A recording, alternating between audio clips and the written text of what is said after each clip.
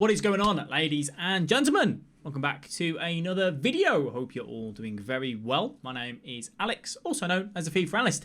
Today, you've clicked on this video because you want to know what's the 3 common gold mistakes that gold players make. That makes sense? Yeah, that makes sense. 3 mistakes that gold players make that you can fix and hopefully get more wins, enjoy the game more because you're winning more and you're getting higher ranks in Weekend League. Job's a good one, eh? So that's what we're going to do. That's what we're going to go and talk to you about today. What you need to do, though, if you do enjoy this video, once you get to the end and you go, yeah, I enjoyed that, this guy helped, I'm going to leave a like and subscribe to the channel, and that is greatly appreciated. And remember, if you don't want to come over, get involved with the live stream, we do stream over on Facebook Gaming, fb.gg/FIFA Analyst FB. Last but not least, if you do want any sneak, we do have the new Neon Punch flavor that has recently come out. Use code FIFA Analyst at checkout to support us. So let's go ahead and jump into some exact points and we'll go ahead and talk you through it. So then the first point that we are going to look at is taking your chances at being clinical in the one-on-one scenario. So this is taken from a Gold 3, Gold 2 player who manages to find his way into an attacking position. A beautiful through ball, which to be fair, this does prove the assisted passing, I think, on FIFA 21, because I think everyone looks at this and goes, it looks like he's going to lay that through ball through there, right? That's what it looks like. It ends up going inch perfect in between the Boateng and the Navas and then gets through in a goal with Pulisic and messes up the one-on-one scenario. So let me just freeze frame this here. I want you to stop. I want you to look at this and I want you to say, how would you finish this particular chance? I'm going to give you a few seconds to have a think about it. Weather outside today, to be fair. You've thought about it, I hope, yeah? And you've thought, this is how I'm going to finish it. Now I'm going to talk you through and tell you how you can finish this scenario. So we spoke about one-on-ones before in different videos.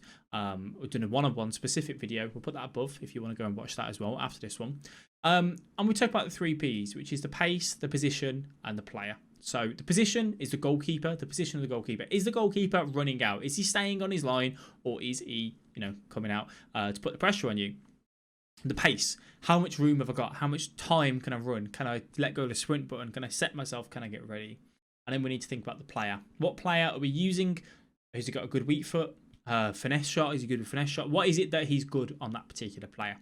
We've got Pulisic in this example. So Pulisic, not a bad card. It's the 87 storyline card, I think if I remember correctly. Gets in, obviously not an Mbappe, not a Ronaldo. You get the idea, right? So as he's coming through, he has got a Boateng on his shoulder. What he should be paying attention to here, he's got Boateng behind him. He's got the goalkeeper coming out. He needs to make his decision very soon. He can't take another touch with sprint, which is exactly what he does. You need to let go of the sprint button and line yourself up for the shot. Even when you are being pressured, you need to think about, I need to get a shot off, right? I can't just sprint into the goalkeeper and close that angle down. Every extra touch that you take that is heavy gives the goalkeeper the chance to close down the angle even more. So take your time, let go of the sprint button. We then want to think, okay, the goalkeeper is rushing out. We don't want to go for a power shot when the goalkeeper is running out. Because he's closing down the angle gets narrow every second on the game. Finesse shots are very good, but chip shots are also better. You have 2 options, the finesse shot, the chip shot. You could even argue you could go forward and then possibly take a ball roll or a fake shot or a bridge or something if you really wanted to. But to keep it simple, the finesse shot or the chip shot, your personal choice on which one you want to go for.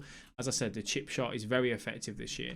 As he gets into here, if he didn't take the sprint button and just took a normal touch, the finesse shot could have been an absolute beauty. That has a very good chance of going in, but also has a ratio where they miss quite frequently, even though you do the exact same thing each time. Personally, I'd probably go for a chip shot. I think if you do take the touch on the angle, if you take the touch forward, the chip shot's better. If you take the touch on the angle, the finesse shot is better. Also, as he takes this touch, he can still bury this chance. He can still finish here. The last thing you should do now, though, after he's took that heavy touch with sprint, is take the shot. The angles now for the power and for the finesse have been closed down. The goalkeeper's going to save this. You can still do a chip shot here. It's just got a bit more chance of going wide, but can still work very, very well. If this was me now, we've already talked about how we would have finished this if this was me. But if you did get into this position, you find yourself in this position again, you still have one last chance to, to get this in the back of the net. Because you're on a bit of an angle, you could do a heel to heel into that direction. You could do a fake shot into that direction and bait the goalkeeper down, or you could do a ball roll upwards. That could work very, very well. Ball roll away from the goalkeeper, go around him, try and slot it into the back of the net before the Navas gets on the line. That could have been our solution, but composure in front of goal, it's absolutely massive. You have to bury near enough every single chance that you get in. If you want to get to that next level, that is going to play a massive part in you doing that. So make sure you're practicing your one-on-ones. If you mess them up, analyze them, look back. How could I have done better? What could I have done differently here to ensure that I score in this position next time that I am in? So moving on to the next point, this is something that people aren't doing enough this year. I think because EA are taking away the attacking minded tools, you know, what you can do in attack. It's that ability to drive at an opponent, right? The ability to run at them and get past the defensive line. You can just see the opponent gets into this particular position. Now, I invite you, pick some skill moves. Directional nutmeg, the bridge. Not necessarily a step over can still work. This guy uses it fairly well here.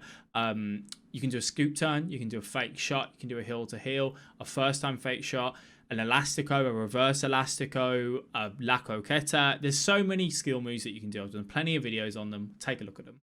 I invite you to drive at the defenders when you're on the edge of the 18-yard box. Take the touches into the 18-yard box via the skill moves.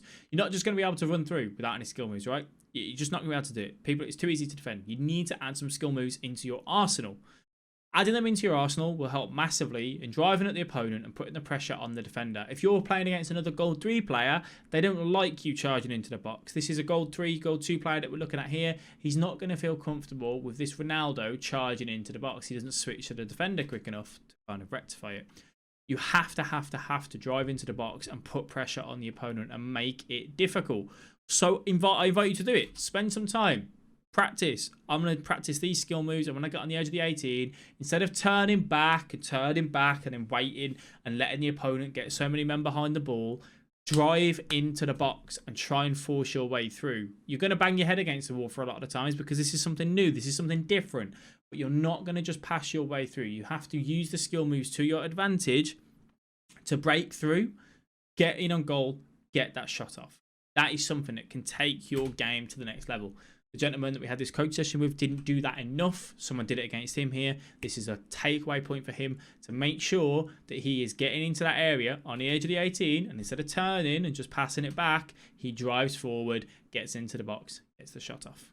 Our last and final point is not selecting your centre mids and pulling your centre mids back, your centre defensive mids, the central midfielders. I've spoke to you about this so many times this year. Your centre mids are like idiots when you're not controlling them. When you're defending, they do not track back themselves. They are useless. They are idiots. They don't do anything. This is down to you to drag your centre mids back. Why? To get them involved, to give you more men in defence. If you switch your centre backs too early, you end up pulling your centre backs out of position, so then you don't keep your team shape, and you have an imbalance in your team, which makes it easy for the opponent to exploit that particular gap in that particular area. You need to know how to right stick switch in this instance, you know, to pull these centre mids back. You can see here, player that we're analysing picks up Kante. He needs to stick with the Kante and drag the Kante all the way back. But just watch how now he changes to the Carlos Alberto. There's no need yet. Keep pulling the Kante back into this path. Then, if Khedira, he isn't going to do it because it's Khedira, chooses to drive all that way forward, then you can switch to your Carlos Alberto. But instead, Khedira comes and now he turns. Look where Kante is and where Kante should be, just in here. Stopping that pass. And even if he does play that pass, Kante's there to put that pressure on straight away. He now comes through, up against the defensive line. This is where the mistakes are going to happen. This is where you are going to make a mistake with your centre-back, with your defenders. Look at the centre-mids. Absolutely nowhere to be seen. He gets up against the centre-backs, up against the defenders, drives in. Luckily enough, a good tackle comes in, but that's where you can kind of see the issues on that particular front. So then, there you have it. 3 common mistakes goal players make. There is plenty more. We've done videos like this, and we'll carry on bringing some more to you on the YouTube channel to help you guys get better at FIFA and get more wins in weekend league. So I hope this has helped. Is there anything else that you think that goal players make that you would like me to cover in future videos? Please do let me know down below in the comment section. Always love reading your guys' thoughts and hearing what you've got to say. So please do pop them down below. I do want to thank you all very much for watching. Your time is greatly appreciated. excited. Don't forget to leave a like on the video if you haven't already and subscribe to the channel. Thank you so much for your support, and I'll catch you guys in the next video. Bye bye.